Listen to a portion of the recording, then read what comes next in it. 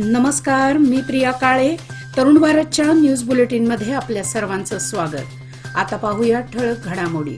आज बेळगाव शहरामध्ये लोकसभा उमेदवार जगदीश शेट्टर यांची भव्य प्रचार रॅली काढण्यात आली. सर्वत्र भगवे झेंडे आणि ढोल ताशांच्या गजरात ही रॅली शहराच्या विविध मार्गांवरून मार्गस्थ होत होती. यावेळी पंतप्रधान नरेंद्र मोदींना पुन्हा एकदा पंतप्रधान बनवण्याकरिता भाजपला मतदान करण्याचे जनतेला आवाहन करण्यात येत होते. या प्रचारादरम्यान कर्नाटकचे माजी मुख्यमंत्री बी.एस. येडियुराप्पा, गोव्याचे मुख्यमंत्री डॉक्टर प्रमोद सावंत यांच्यासह अनेक भाजपचे आजी माजी नेते, कार्यकर्ते व नागरिक बहुसंख्येने सहभागी झाले होते. मात्र शहरातून निघालेल्या या रॅलीमुळे काही काळ वाहतुकीचा बोजवारा वाजला होता. अनेक ठिकाणी बॅरिकेड्स लावले गेले असल्याने वाहनांना शहराबाहेरून जावे लागत होते. सध्या बेळगाव तालुक्यातील विविध गावांमध्ये विविध यात्रा महोत्सवाचे आयोजन करण्यात आले आहे. या निमित्ताने गावकऱ्यांची ही तुफान गर्दी आज बेळगावात पाहायला मिळाली. झपाट्याने वाढणाऱ्या बेळगावला शहराप्रमाणेच वेगाने काम करू शकणाऱ्या खासदाराची गरज आहे. त्यामुळे काँग्रेसचे उमेदवार मृणाल हेब्बाळकर यांना जास्तीत जास्त मतांनी विजयी करण्याचे आवाहन महिला व बाल विकास मंत्री लक्ष्मी हेब्बाळकर यांनी केले. महांतेश नगर येथील महंत भवनात मंगळवारी झालेल्या निवडणूक प्रचारात बोलताना मंत्री लक्ष्मी हेब्बाळकर म्हणाल्या की बेळगावची सर्व दिशांनी वाढ होत आहे. केंद्र सरकारच्या विकास योजना वाढत्या बेळगावपर्यंत पोहोचाव्यात. येथील तरुणांना रोजगाराच्या संधी उपलब्ध करून दिल्या पाहिजेत. त्यामुळे खासदारांनी उत्साहाने काम करण्याची गरज आहे. अशा लोकांना नाकारून काँग्रेसचा उमेदवार निवडून द्या, असे आवाहन त्यांनी केले. या प्रसंगी उमेदवार मृणाल हेब्बाळकर, बेळगाव उत्तर मतदारसंघाचे आमदार राजू सेठ, माजी मंत्री शशिकांत नाईक, बेळगाव बार असोसिएशनचे अध्यक्ष एस. किवड सन्नावर, माजी महापौर N.B. निर्वाणी आदींसह अनेक कार्यकर्ते उपस्थित होते.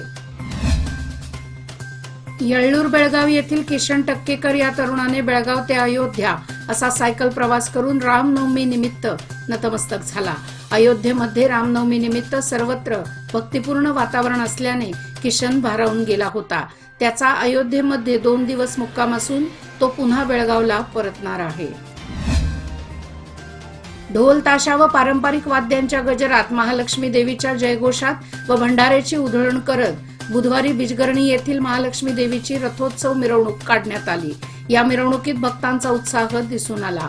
30 वर्षांनंतर देवीच्या यात्रेला आलेल्या सर्व भक्तांमध्ये चैतन्यमय वातावरण निर्माण झाले होते. बिजगर्णी, कावळेवाडी, राकसकोप, मोरेबंधू या तिन्ही गावांमधील जागृत महालक्ष्मी देवी यात्रेला मंगळवार दिनांक 16 एप्रिल पासून सुरुवात झाली आहे. मंगळवारी सकाळी पारंपरिक वाद्यांच्या गजरात गावातील सर्व देवदेवतांची पूजा करण्यात आली. सकाळी देवीचा विधिवत हळदी कार्यक्रम झाला. यावेळी महिलांची लक्षणीय अशी गर्दी दिसून आली. तालुक्यात बुधवारी रामनवमी मोठ्या उत्साहात व भक्तिमय वातावरणात साजरी करण्यात आली. विविध मंदिरामध्ये पहाटे काकड आरती, यानंतर प्रभू श्रीराम मूर्तीला अभिषेक घालून पूजा करण्यात आली. दुपारी 12च्या दरम्यान ठिकठिकाणी राम जन्मोत्सव सोहळा साजरा करण्यात आला. यावेळी जय श्रीराम असा जयघोष झाला होता. त्यामुळे अनेक गावातील मंदिरे राममय बनली होती. 22 जानेवारी रोजी अयोध्या येथील प्रभू श्री राम मंदिराचे उद्घाटन झाल्यामुळे यंदाचा रामनवमी सोहळा भक्तांनी मोठ्या उत्साहात साजरा केला. लोकसभेसाठी दिनांक 7 मे रोजी मतदान होत आहे. या निवडणुकीची तयारी जिल्हा प्रशासनाने पूर्ण केली आहे. सरकारी कर्मचाऱ्यांना मतदान प्रक्रिया राबवण्याबाबत कार्यशाळेचे आयोजन करण्यात आले आहे. मंगळवारी महानगरपालिकेच्या सभागृहामध्ये कर्मचाऱ्यांना मतदान प्रक्रियेची माहिती देण्यासाठी कार्यशाळा झाली. यावेळी मतदान कशा प्रकारे करून घ्यायचे, मतमोजणी करताना कोणती खबरदारी घ्यायची याची माहिती देण्यात आली. मतदानाचा टक्का वाढवण्यासाठी प्रशासनातर्फे प्रयत्न करण्यात येत आहेत. ज्येष्ठ नागरिक व दिव्यांगांसाठी पोस्टल मतदान देऊन त्यांच्याकडून मतदान करून घेणे याबाबतही माहिती दिली आहे. खडतर परिश्रम, सातत्य व नियोजनाच्या जोरावर बेळगाव तालुक्यातील कलखांब गावच्या राहुल जयवंत पाटील या तरुणाने UPSC परीक्षेत देशात 804 हा क्रमांक मिळवला आहे. या यशामुळे बेळगावचे नाव उज्ज्वल झाले आहे. राहुलचे वडील शेतीसह इतर व्यवसाय करतात. आई गृहिणी असून भाऊ व्यावसायिक तर बहीण उच्च शिक्षित पदवीधर आहे. त्यांच्या पाठिंब्यामुळे हे यश आपल्याला मिळाल्याचे राहुल यांनी सांगितले. त्याच्या या यशाचे सर्वत्र कौतुक होत आहे.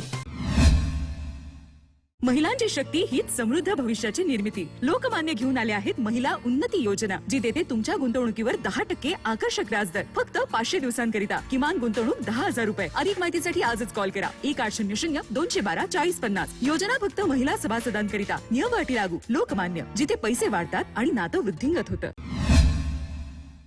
संत शिरोमणी श्री नामदेव विठ्ठल मंदिर शहापूर येथे आज नामदेव दैवकी संस्था यांच्या वतीने रामनवमी निमित्त सकाळी भगवंतास काकड आरती, पूजा, अभिषेक तसेच 10 ते 12 या वेळेत राम जन्मोत्सवाचे भजन, पाळणा, पुष्पवृत्ती व रामजन्माचा उत्सव साजरा करण्यात आला.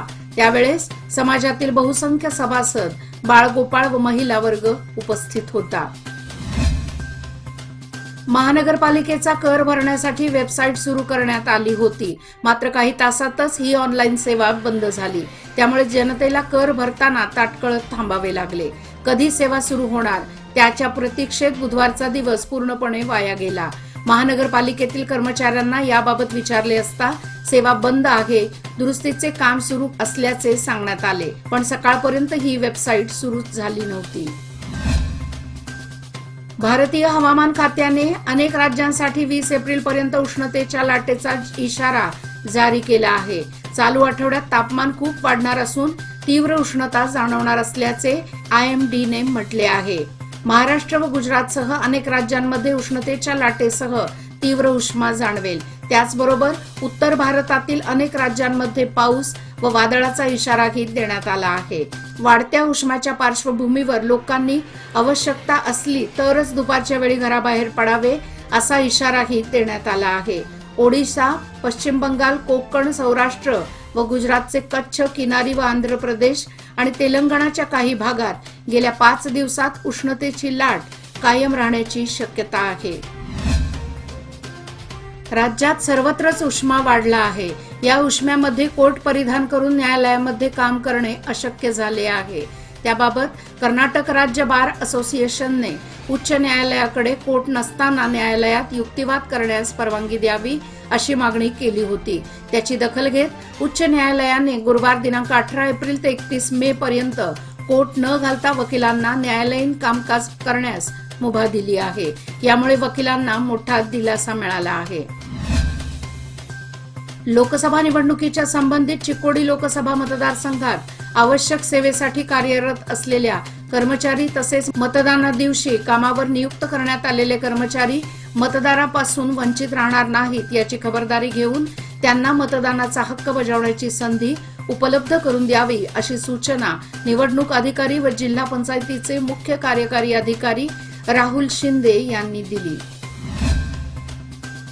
जिल्हा प्रशासन, तालुका प्रशासन, तालुका पंचायत, तालुका स्वीप समिती चिकोडी, आरोग्य खाते, महिला व बाल विकास खाते, विविध महिला स्वसहाय्य संघ व नगरसभा यांच्या संयुक्त आश्रयाखाली लोकसभा निवडणुकीच्या पार्श्वभूमीवर शहरात विविध ठिकाणी कॅन्डल मार्च काढून मतदान जागृती करण्यात आली. सन 2024च्या लोकसभा निवडणुकीसाठी मतदान जागृतीसाठी विविध उपक्रम राबवण्यात येत आहेत.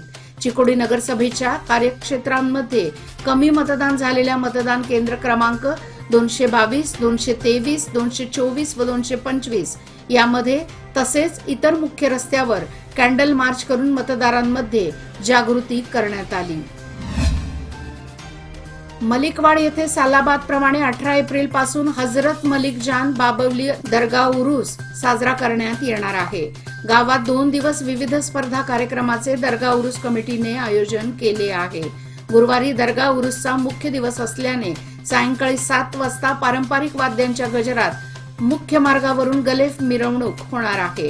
रात्री 8 वाजता गंधरात्र व नैवेद्य अर्पण कार्यक्रम पार पडणार आहे. यावेळी गावात दर्गा उरूस निमित्त गुरुवारी दुपारी 12 वाजता रिव्हर्स रिक्षा पळवणे स्पर्धा, दुपारी 3 वाजता श्वान स्पर्धा, 19 रोजी सकाळी 8 वाजता घोडागाडी शर्यत तसेच सकाळी 9 वाजता घोडा पळवणे अशा स्पर्धा भरवण्यात येणार आहेत. याचबरोबर आजचे बातमीपत्र इथेच संपले. अधिक माहिती आणि ताज्या घडामोडी करता पाहत रहा तरुण भारत न्यूज चॅनल. तसेच आमच्या चॅनलला लाईक, शेअर आणि सबस्क्राईब करायला विसरू नका आणि विश्वासार्ह बातम्यासाठी दररोज वाचा दैनिक तरुण भारत. धन्यवाद.